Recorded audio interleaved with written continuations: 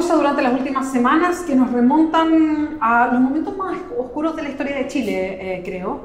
Y ha sucedido algo en particular, que hay políticas y políticos chilenos, algunos jóvenes y que están en el Parlamento, que se declaran abiertamente pinochetistas. ¿Qué es ser pinochetista? ¿Cómo es que alguien de alguna manera adhiere a lo que fue la dictadura?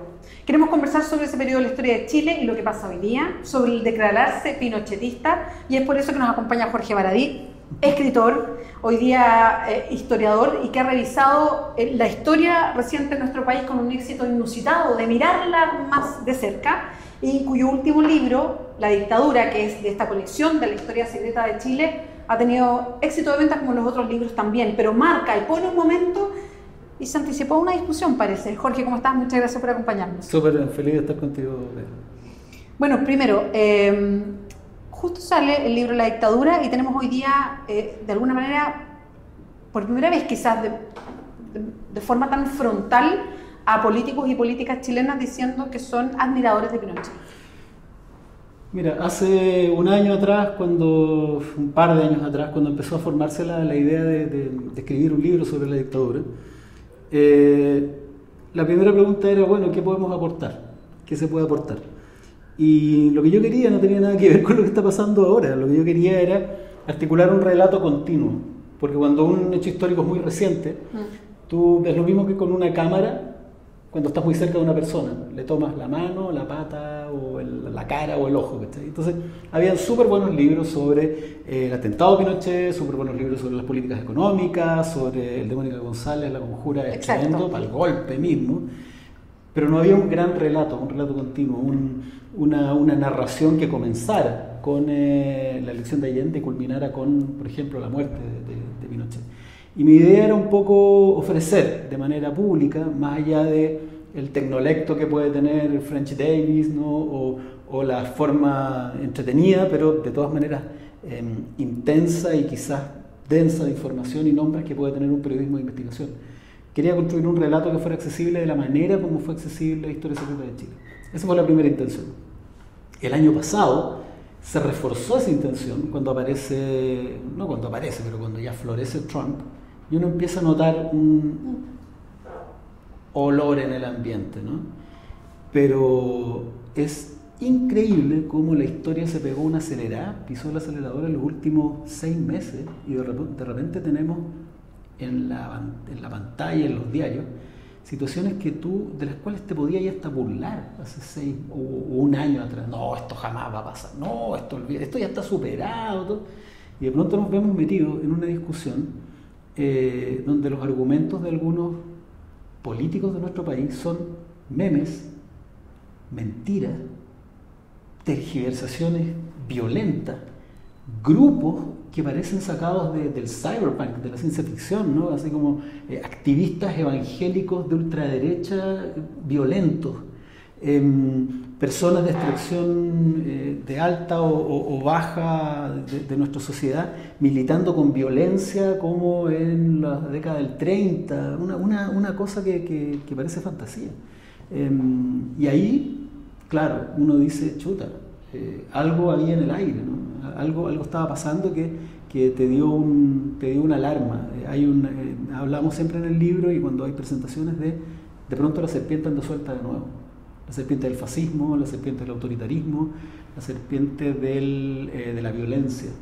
Y claro, este libro que yo pensé que iba a ser piola, yo te juro que iba a pensar que iba a ser un libro piola, se encontró a 2 semanas de su lanzamiento con el puntapié inicial de todo esto, que fue lo que le ocurrió a Mauricio Rojas, ¿no? Con ese negacionismo del Museo de la Memoria. Sobre el Museo de la Memoria. De y ahí lo único que ha ocurrido es un escalamiento cada vez más brutal y violento hacia una manera de ver la historia demente. A mí, yo quiero tomar eso último porque podemos mirar este fenómeno de la gente que se declara pinochetista como eso, como algo que está como una envoltura de partidos políticos. Pero me gustaría que miráramos un poquito más, sobre todo con las cosas que están pasando esta semana y en las últimas semanas, a propósito del asesinato de Camilo Catrillanca. El asesinato de Camilo Catrillanca ha marcado una serie de montajes, una serie de ha develado mentiras, formas de en que se desarrolla, se envuelve el poder en nuestro país, que es bien impresionante. De partida, las imágenes que se han ido conociendo son imágenes de un sitio de guerra. O sea, hoy uno entiende que hay una forma de guerra de una sola parte, que es el Estado de Chile, en la Araucanía. Eso es lo primero. Pero lo segundo es que vas viendo que instituciones se van mandando, de alguna vez se van mandando solas. Entonces uno dice, bueno, ¿qué capacidad tiene el control civil sobre Carabineros? ¿Pero por qué Carabineros está en la Araucanía? ¿Qué defiende con un rifle y con todo este armamento que es de guerra? ¿Defiende las forestales?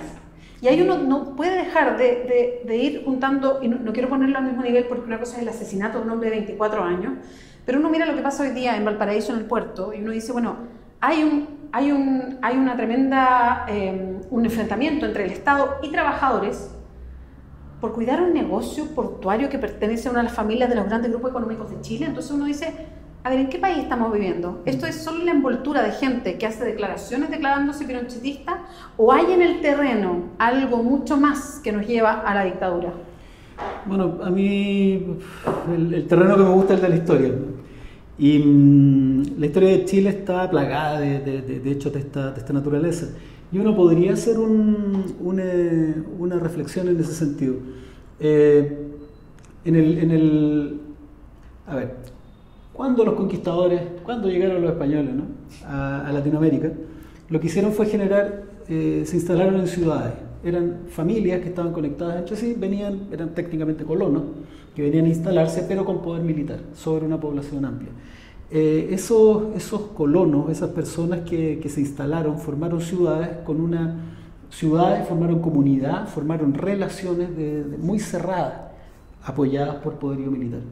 Entonces, en América Latina hay muchos de estos centros, donde familias originales, con poder sobre tecnología, por ejemplo, ellos trajeron, tecnologías de regadío, tecnología de agricultura, en el fondo, medios de producción, eficiencia, generaron relaciones sociales entre ellos, se construyeron un aparato estatal donde ellos mismos mandaban. Eso se fue replicando con el tiempo, y era un fenómeno de oligarquía completamente separada, distanciada del gran pueblo mestizo, clases más bajas, ¿no? Eso se fue replicando durante el tiempo hasta la época de la independencia. Y después de la independencia, un periodo donde nos empezamos a preguntar, políticos que surgieron, militares que surgieron, cuál era el país que queríamos, ¿no?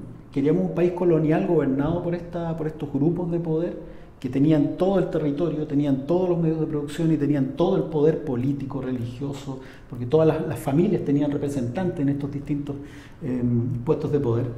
Y cuando estaban en esa pregunta, haciendo ensayos constitucionales, viene un señor, Diego Portales, con su grupo de militares y conservadores, y aplasta esto, ¿no? Y instala, y mira lo que ocurre. Cuando se está en un momento en que se quieren descomponer o cortar los monopolios para que no sean los poderes económicos los que influyan en política y se redistribuya el poder económico, cuando se están buscando formas de obtener poder de abajo hacia arriba a través de asambleas u otro tipo de organizaciones, cuando se está buscando la federalización del país a través de la distribución del poder a lo largo de nuestras costas, viene un golpe de Estado autoritario que por la fuerza instala un gobierno centralizado en Santiago, militarizado, que exilia, relega, fusila y construye luego de un poco rato una institucionalidad a través de la Constitución de 1830 que concentra el poder en la oligarquía, le quita poder, incluso el voto, a las clases más bajas, de manera que sean a través de un subterfugio, ¿no? Instala incluso leyes de amarre. O sea, las similitudes son brutales. Claro, ¿nos parece conocido? Sí, claro. Nos parece conocido. Entonces, ¿qué pasa? Lo que hace técnicamente Diego Portales y su revolución conservadora es reinstalar el poder colonial. O sea, entregarle el poder de nuevo a la familia más poderosa y a la gente que tiene el poder económico. Y esa ha sido la constante histórica a lo largo de todo este país, a lo largo de todo este tiempo, de toda la vida de nuestro país. ¿Y cuál es esa constante? Mantener el poder en esas estructuras, acercando gente a través de, no sé, pues, inmigrantes que fueron capaces de construir grandes fortunas, nuevas tecnologías que facilitaron que otras personas se hicieran de poder económico, aceptándolos, sumándolos, una especie de agujero negro donde van cayendo, gente que aspira a pertenecer a ese círculo, hasta las nuevas fortunas que se fabricaron durante la dictadura a partir del robo del Estado, ¿no? Estas personas que se convirtieron en millonarios y que también ingresan a estos clubes oligárquicos que mantienen todo el poder. ¿Cuál es el objetivo de este orden, ¿no? De esta manera de estructurar el país? Mantener la estabilidad para la producción y el comercio. Todos hemos escuchado Chile es un país estable, Chile es un país súper estable, ¿no? Es como el gran mérito de nuestro país. Sí, pero ¿a qué costo? ¿Y con qué herramienta? Las herramientas han sido la violencia política. ¿Contra quién? Contra las personas. Este país no tiene en la persona, en la sociedad y en la ley su piedra de tope. No está ahí el respeto, no está ahí el objetivo. El objetivo está en la producción y el comercio. Y Diego Portales lo dice, a esa señora que llaman Constitución hay que violarla si las circunstancias así lo requieren. Entonces, no son ni las personas ni la ley, ¿no? Entonces, ¿qué pasa? Cada vez que el país ve la efervescencia social, ve un problema político, lo ve justamente eso, no como un síntoma. No se ve lo de la Araucanía, por ejemplo, como un síntoma de un mal social que debe haber abajo. Se ve como un problema que hay que aplastar para mantener esa estabilidad. ¿Y cómo se aplasta? Militar, policialmente. Y esa es una constante histórica a lo largo de toda nuestra historia. Te lo voy a preguntar de esta manera porque tú ya lo has contestado con esta elaboración. Haciendo el libro, revisando todo lo que se ha escrito de algo que es muy reciente, porque eso es efectivo, es muy reciente, está muy ahí, muy presente todavía, y es cosa de ver nomás el país en que estamos, toda la etapa de la dictadura. ¿Cuánto de la dictadura vivimos hoy día? Mira, el pasado 5 de octubre se celebraron, como quieran, los 30 años del plebiscito. En el diario La Tercera, creo, le preguntaron a varios personajes contemporáneos, ¿no? del proceso por el tema. Y cuando le preguntan a Carlos Cáceres, ministro de Pinochet, sobre la derrota de Pinochet, él dice, el gobierno militar se formó para la instalación de un modelo económico estructurado en torno a una constitución política. Esas dos cosas continúan absolutamente vigentes. Entonces, ¿de qué derrota me está hablando? Y eso se te hiela la espalda porque tiene toda la razón. Ahora, ¿cuál es quizás algo que no está tan en la punta de los dedos, en la punta de la lengua de todos nosotros? Que no se trató solamente de la instalación de un modelo económico o solamente de la instalación de un nuevo marco legal. Se trató de una reeducación, se trató de la instalación de una, como dice Uneus, el autor del régimen de Pinochet, de una completa cosmovisión nueva. Es una cosmovisión el neoliberalismo. Es algo que se mete en cómo ver no solo la Constitución, no solo el poder económico, ni tampoco el Estado, sino el arte, la salud, la educación. Todo se convierte en nicho de mercado. Todo se convierte en una aventura individual. Todo requiere toda esta instalación de este entramado que tuvieron 17 años y toda la calma del mundo para poder instalarlo, porque tenían al país amarrado a pie y mano en el suelo, vendado, entonces experimentaron durante 17 años con este cuerpo. Se trataba de llegar al corazón y al alma de la sociedad chilena, instalando ¿qué? El individualismo. Si al final esta cuestión de izquierdas, derechas tiene que ver, en el fondo, si nos vamos mega al fondo, con un sentido colectivo de la sociedad, un sentido individual de la sociedad. Trabajadores que tienen que organizarse porque individualmente no pueden acceder, que es el origen de esa estupidez de que los de izquierda quieren todo gratis, ¿no? Que en el fondo, como los trabajadores no pueden acceder individualmente a ciertas cosas como un tratamiento para el cáncer, se juntan y a través de sus impuestos generan un ente, el Estado, que administra eso y que de vuelta les da, cuando ellos lo necesitan, porque no van a necesitar todo al mismo tiempo un tratamiento de cáncer, al que lo necesita, bueno, le ofrece eso, ¿no? Pero no es gratis, es a través del trabajo y del esfuerzo colectivo. ¿Versus qué otro paradigma? El paradigma individualista, donde dice, no, yo Yo solo puedo enfrentar esto, yo lo hago, y el que no lo hace, el que no puede, es porque es flojo.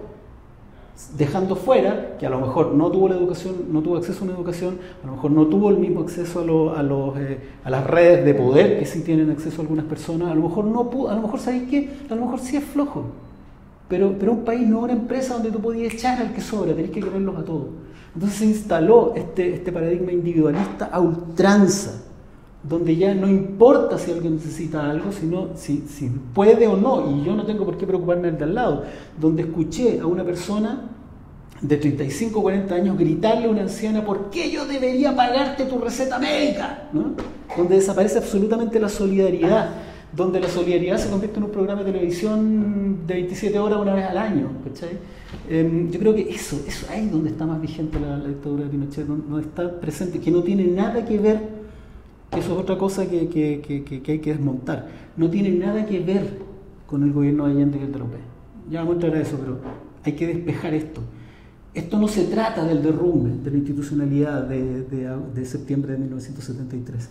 Para esta gente, esa fue una oportunidad de instalar algo que no tenía nada que ver. La mayoría de los miembros de la Junta de Gobierno estaban por restituir la institucionalidad, calmar el país, con la fuerza, como quieran, pero devolver en el corto plazo. Bueno, por eso es bueno decirle como corresponde, y eso que es de hace poquito, que no fue una dictadura militar, fue una dictadura civil y militar. Por supuesto, y eso es muy importante. Y ojo que en toda la historia del país ha sido así. Sí, aquí hay mucha gente pasando muy piola. Cuando dicen el asesino Humberto Arriagada Ranquil, era Arturo Alessandri detrás. Cuando dicen, no, Silva Renal, el asesino del obrero, era Rafael Sotomayor y Pedro Montt, presidentes elegidos democráticamente, ¿no? Entonces, ojo, yo creo que la única vez en que los militares más o menos mandaron la cosa fue en la dictadura de Pinochet. Pero para atrás, con cómplices civiles, pero al revés, atrás era civiles mandando a los militares. Jorge Baradit, muchas gracias por acompañarnos hoy día. Ya, pues, muy bien. Recuerden, www.diarioclever.cl, nos pueden seguir por el canal de YouTube también, Clever.